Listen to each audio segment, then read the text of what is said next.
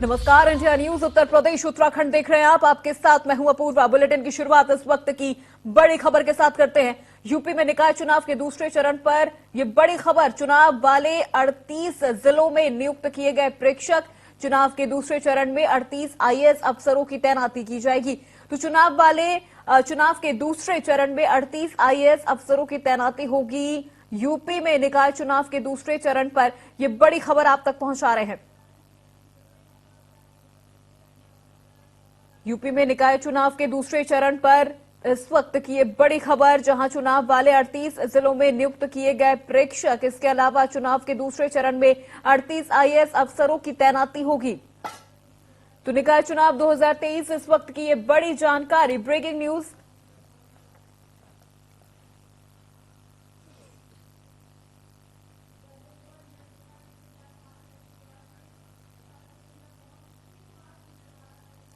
अब खबर ग्रेटर नोएडा से, जहां पर प्रत्याशियों के खिलाफ मुकदमा दर्ज हुआ है। सपा, बसपा और निर्दलीय प्रत्याशियों पर केस दर्ज हुआ है। आचार संहिता का उल्लंघन करने पर यह कार्रवाई हुई है। तीनों प्रत्याशी जेवर नगर पंचायत से चुनाव लड़ रहे हैं। बिना परमिशन के वाहनों से कर रहे थे प्रचार। तीनों प्रत्याशियों पर जेवर थाने में मुकदमा दर्ज हुआ है। ग्रेटर नोएडा से यह बड़ी खबर, जहां प्रत्याशियों के खिलाफ मुकदमा दर्ज हुआ है। सपा, बसपा और निर्दलीय प्रत्याशियों पर केस दर्ज हुआ है, जो आचार संहिता का उल्लंघन कर रहे थे, जिसके खिलाफ उन पर यह कार्रवाई हुई है। तीनों प्रत्याशी जेवर नगर पंचायत से चुनाव लड़ रहे हैं और बिना परमिशन के वाहनों से कर रहे थे प्रचार।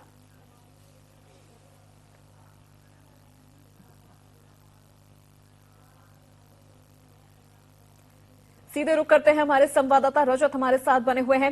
रजत, क्या कुछ जानकारी है इस पूरे मामले में? क्योंकि देखिए, बिना परमिशन के जिस तरह से गाड़ियों से प्रचार कर रहे थे, क्या इसकी उन्हें जानकारी नहीं थी कि आचार संहिता लग चुका है और वो इस तरह से प्रचार नहीं कर सकते हैं? देखिए, बिल्कुल जानकारी पूरी थी। वही था कि नियम को ताक पर रखते ये लोग प्रचार कर रहे थे। और द्वितीय चरण का चुनाव है वो 11 मई को शुरुआत होगी। और उसमें देखा जाए तो आज जो कार्रवाई की गई है, 3 प्रत्याशी हैं, जिसमें सपा, बसपा और निर्दलीय हैं। सपा से औरंगजेब और बसपा से भी तेजपाल है। तो ऐसे में पुलिस का मानना है कि ये लोग बिना किसी परमिशन के जो ई रिक्शा होते हैं या वाहन होते हैं, उस पर अपना पोस्टर लगाकर जो जेवर क्षेत्र के आसपास गांव में घुमाया जा रहा था। और साथ ही जितने भी क्षेत्र पड़ते नगर पंचायत के अंतर्गत, उन क्षेत्रों में प्रचार किया जा रहा था। तीनों प्रत्याशियों के खिलाफ धारा कहें तो आचार संहिता का उल्लंघन किया है। पुलिस ने मुकदमा दर्ज कर लिया, साथ ही अब जांच में जुट गई है। और साथ ही ने चेतावनी दी है कि अगर आइंदा से कोई भी प्रचार करेंगे बिना अनुमति के, तो पुलिस उनके खिलाफ कठोर कार्रवाई करेगी। कहीं ना कहीं जिला प्रशासन की बहुत बड़ी कामयाब करें तो कार्रवाई करेंगे चुनाव से पहले। जी बिल्कुल रजत, क्योंकि मुकदमा तो दर्ज हो गया है, तो क्या सिर्फ इन्हें इस तरह से वार्निंग देकर छोड़ दिया जाएगा या इसके अलावा भी कोई कार्रवाई की जाएगी? देखिए, प्रशासन का मानना है कि फर्स्ट में इनको वार्निंग दी जाती है। और ऐसे में मुकदमा तो हालांकि दर्ज कर लिया और जांच कर रही है पुलिस। लेकिन जिस तरीके से पुलिस का मानना है कि पुलिस चेकिंग कर रही थी, गश्त कर रही थी, उसी दौरान पुलिस ने ही कुछ वाहनों को रोका है। उसमें जब पूछताछ की गई है तो उन्होंने प्रत्याशियों के नाम लिए, पार्टियों के नाम लिए, तो फिर पुलिस ने मुकदमा दर्ज किया है। पुलिस का मानना है कि हमने इन्हें चेतावनी भी दी, अगर भविष्य में ये अगर आचार संहिता का उल्लंघन करते हैं तो इनके खिलाफ कठोर कार्रवाई की जाएगी। जी बिल्कुल, बहुत शुक्रिया रजत पूरी जानकारी के लिए। चलिए बढ़ते खबरों में आगे। गाजीपुर से बड़ी खबर, जहां माफिया मुख्तार की मुश्किलें और बढ़ सकती हैं। गैंगस्टर और हत्या के मामले में फैसला आज आ सकता है। एमपी एमएलए कोर्ट आज अपना फैसला सुना सकती है। तो गाजीपुर से ये बड़ी जानकारी, जहां माफिया मुख्तार की मुश्किलें अब और भी ज्यादा बढ़ती हुई नजर आ रही हैं। गैंगस्टर एक्ट और हत्या के मामले में आज फैसला आ सकता है। एमपी एमएलए कोर्ट आज अपना फैसला सुना सकती है। तो गाजीपुर से ये बड़ी जानकारी, जहां माफिया मुख्तार की मुश्किलें बढ़ सकती हैं। गैंगस्टर और हत्या के मामले में आज फैसला आना संभव है और ऐसे में आज एमपी एमएलए कोर्ट इस मामले में अपना फैसला सुना सकती है। तो गाजीपुर से ये बड़ी जानकारी आप तक पहुंचा रहे हैं, जहां गैंगस्टर और हत्या के मामले में मुख्तार पर आज फैसला आ सकता है और ऐसे में एमपी एमएलए कोर्ट आज अपना फैसला सुना सकती है। तो कहा जा सकता है कि मुख्तार की जो मुश्किलें हैं वो अब और भी ज्यादा बढ़ सकती हैं।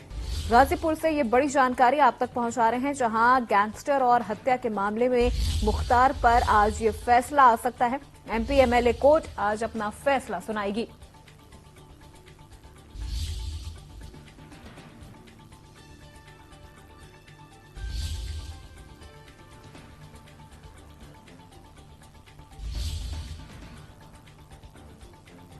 तो इस वक्त की ये बड़ी जानकारी आप तक पहुंचा रहे हैं। गैंगस्टर और हत्या के मामले में आज फैसला संभव है। मुख्तार के ऊपर चल रहे तमाम मामलों में आज एमपी एमएलए कोर्ट अपना फैसला सुना सकती है। और इसी खबर पे अधिक अपडेट के साथ संवाददाता विनय तिवारी हमारे साथ जुड़ गए हैं फोन लाइन पर। विनय, क्या कुछ जानकारी है इस पूरे मामले में? आज जैसा बताया जा रहा है कि फैसला आ सकता है और कहीं ना कहीं मुख्तार की जो मुश्किलें हैं वो अब और भी ज्यादा बढ़ सकती हैं। जी बिल्कुल, जो है गैंगस्टर के मामले में जो है आज 6 तारीख है। आज मुख्तार अंसारी के खिलाफ जो है फैसला आने वाली है। बता दें आपको कि 2010 में कपिल देव सिंह की हत्याकांड और मोहम्मदाबाद में वीर हसन द्वारा जानलेवा हमला मामले को लेकर के गैंगस्टर बनाया गया था। वही गैंगस्टर के इस मामले में 19 अप्रैल को ही फैसला आना था, लेकिन एडीजीसी क्रिमिनल के द्वारा लिखित बहस के लिए अवसर मांगा गया था। जी लिखित बिल्कुल बहस के लिए कोर्ट ने 27 अप्रैल को तारीख नियत की थी, मगर 27 अप्रैल को एडीसी क्रिमिनल लिखित बहस पेश नहीं कर पाए थे। लिखित बहस पेश करने के बाद अब कोर्ट द्वारा आज यानी 6 मई सुनवाई के बाद फैसला सुनाया जा सकता है, क्योंकि अभी जो है एडीजीसी जो क्रिमिनल नीरज श्रीवास्तव है उनसे जो है बातचीत की गई, तो ये जो है बताया है। जी बिल्कुल विनय, और ऐसे में कब तक कोर्ट की सुनवाई हो सकती है? वही जो है लगभग जो है 11 बजे के आसपास जो है सुनवाई होने वाली है। जी तो बिल्कुल, बहुत शुक्रिया विनय तमाम जानकारी गया है जो है, और वहाँ पे जो है पूरी जो है मुस्तैदी के साथ जो है फोर्स तैनात है। अब आने वाला जो है वक्त बताएगा कि क्या जो है फैसला आता है। जी बिल्कुल, बहुत शुक्रिया विनय तमाम जानकारी के लिए। Thank you.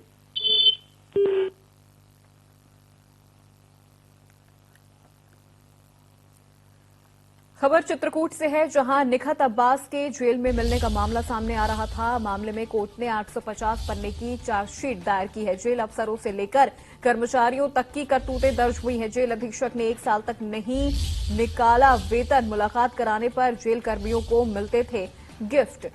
तो ये बड़ी जानकारी चित्रकूट से, जहां निखत अब्बास के जेल में मिलने के मामले में अब कोर्ट ने 850 पन्ने की चार्जशीट दायर की है, जिसमें जेल अफसरों से लेकर कर्मचारियों तक की करतूतें दर्ज हुई हैं। जेल अधीक्षक ने 1 साल तक नहीं निकाला वेतन और मुलाकात कराने पर जेल कर्मियों को गिफ्ट मिला करते थे।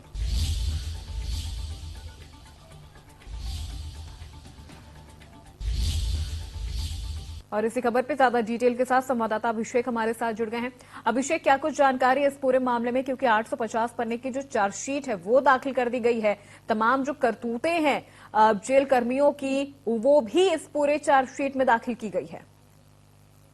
जी हाँ बिल्कुल, 850 पन्ने की ये चार्जशीट है जो आज दायर की गई कोर्ट में। और बहुत अहम बात यह है कि 13 महीने 10 दिन का वक्त था जब जेल के उन कर्मचारी अधिकारियों ने अपनी तनख्वाह को हाथ तक नहीं लगाया। कैसे उनका घर चल रहा था, कैसे रोज के खर्चे चल रहे थे, इस बात का अंदाजा खुद लगाया जा सकता है। निखत अंसारी और अब्बास अंसारी लगातार मुलाकात कर रहे थे, जेल अधीक्षक के कमरे में मिल रहे थे। निखत उनकी बैरक तक जाती थी मुलाकात करने, बाकायदा इलेक्ट्रॉनिक डिवाइसेसों से लैस, यानी उनके पास रिस्टबैंड होता था, मोबाइल फोन होता था। उस वक्त अब्बास अंसारी किससे मोबाइल पर बात करता था, क्या कुछ करता था, ये सारी बातें फिलहाल पर्दे में है। लेकिन ये साफ है कि जेल विभाग के वो कर्मचारी और अधिकारी पूरी तरह षड्यंत्र में मिले थे। न सिर्फ मुलाकात होती थी बल्कि मनचाहे वक्त पर, तयशुदा जगह पर या जहां पर भी जगह पर तय किया जाए, और जितने भी चाहे उतने वक्त के लिए वो मुलाकात कर सकती थी। तो ये सारी बातें पूरी तरह चार्जशीट में लिखी गई हैं, और देखना होगा कि कोर्ट में जब चार्जशीट जमा होगी उसके बाद जिरहा होगी, क्या कुछ होता है। लेकिन ये जरूर है कि जो सभी कर्मचारी और अधिकारी हैं, जो एविडेंसेस मिले हैं, इनकी मुश्किलें जरूर बढ़ेंगी। जी बिल्कुल, बहुत शुक्रिया अभिषेक इस पूरी जानकारी के लिए। चलिए बढ़ते खबरों में आगे। गैंगस्टर अनिल दुर्जना पर सबसे बड़ा खुलासा हुआ है। दुर्जना के पास करीब 150 करोड़ की संपत्ति मिली है। सूत्रों से ये बड़ी खबर एसटीएफ के हाथ लगे। दुर्जना के करीबियों के मोबाइल नंबर, 40 मोबाइल नंबरों से एसटीएफ की टीम पर्दाफाश करेगी। तो इस वक्त की बड़ी जानकारी आप तक पहुंचा रहे हैं। गैंगस्टर अनिल के बारे में एसटीएफ के हाथ लगे हैं। अनिल के करीबियों के मोबाइल नंबर, और अनिल के पास से करीब 150 करोड़ की संपत्ति भी है उसके पास। बड़ी जानकारी आप तक पहुंचा रहे हैं सूत्रों के हवाले से, ये बड़ी खबर।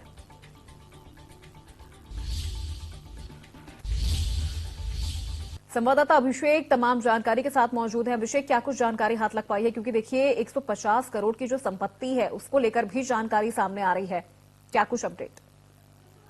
बिल्कुल, गैंगस्टर अनिल दुजाना का 21 साल का क्राइम का इतिहास और 21 साल में कई लोगों से रंगदारी वसूली, कई को मौत के घाट उतारा, सुपारी किलिंग से लेकर अवैध जमीनें कब्जा करने को लेकर बहुत लंबा इतिहास रहा है अनिल दुजाना की क्राइम सिंडिकेट का। और उस पूरे दौरान उसने जो संपत्ति अर्जित की है, जानकारी मिल रही है एसटीएफ सूत्रों के मुताबिक कि वो संपत्ति 150 करोड़ रुपए से भी ज्यादा की है। फिलहाल 40 मोबाइल फोन जो अनिल दुजाना इस्तेमाल करता था उनके करीबियों से बातचीत करने में, बिजनेस पार्टनर से बातचीत करने में, उत्तर प्रदेश आसपास के जो प्रदेश हैं 5 से 6 प्रदेश, मध्य प्रदेश की बात की जा रही है, कलकत्ता की बात की जा रही है, महाराष्ट्र की बात की जा रही है, जहां पर उसका जो ये गोरख धंधा था उसमें पैसे लगे हुए थे, कई सारे बिजनेसेस में उसका इन्वेस्टमेंट था, इस काले पैसे को लगाकर व्हाइट कर लेता था वहां पर वो।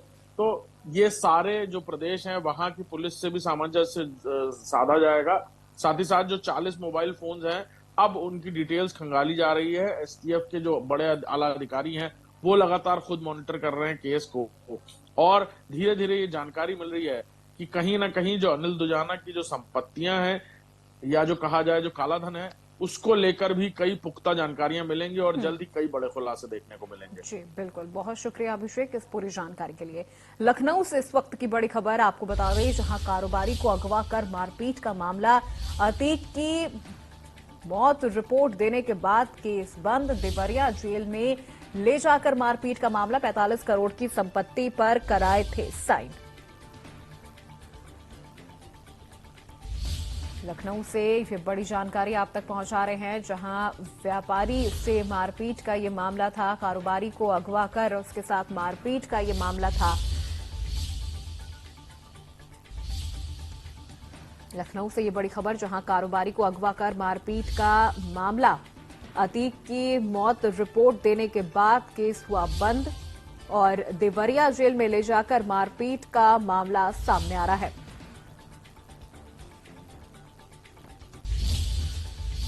और इसी बीच लखनऊ से एक और बड़ी जानकारी, जहां अंसल एपीआई के निदेशक के खिलाफ एफआईआर दर्ज हुआ है। अंसल निदेशकों के खिलाफ धोखाधड़ी का केस दर्ज हुआ है। मामले में 17 और लोगों के खिलाफ केस दर्ज हुआ है। शिवम सिक्योरिटी से लिए थे गार्ड, नहीं किया भुगतान, धोखाधड़ी पर यह बड़ा एक्शन। मामले में शिवम सिक्योरिटी से गार्ड लिए गए थे लेकिन उनका भुगतान नहीं किया गया था। अंसल एपीआई के निदेशक के खिलाफ एफआईआर दर्ज हुआ है, जहां पर अंसल एपीआई के निदेशक के खिलाफ ये पूरा मामला दर्ज हुआ है। आपको बता दें, अंसल निदेशकों के खिलाफ धोखाधड़ी का केस दर्ज हुआ है और मामले में 17 और लोगों के खिलाफ केस दर्ज हुआ है।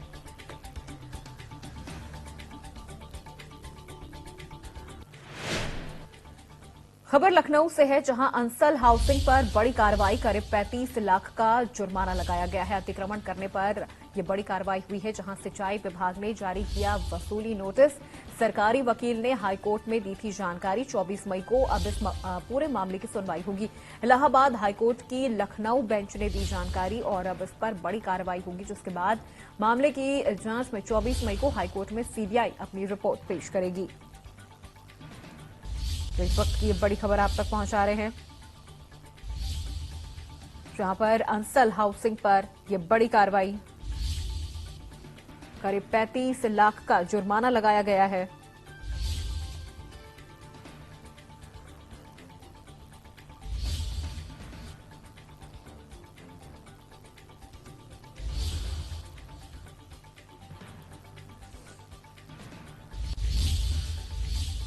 खबर लखनऊ से है, जहां विद्युत विभाग अब नया टैरिफ जारी करेगा। मई के अंतिम हफ्ते तक जारी होगा नया टैरिफ।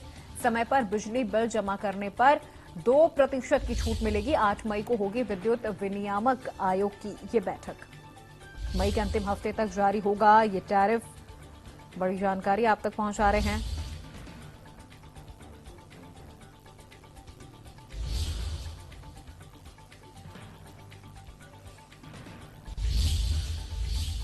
तो वहीं खबर गोरखपुर से है, जहां अज्ञात युवकों ने छात्रों को बेरहमी से पीटा है। छात्रों की पिटाई का वीडियो सोशल मीडिया पर वायरल हो रहा है। पीड़ित छात्रों ने अज्ञात युवकों पर केस दर्ज करवाया है।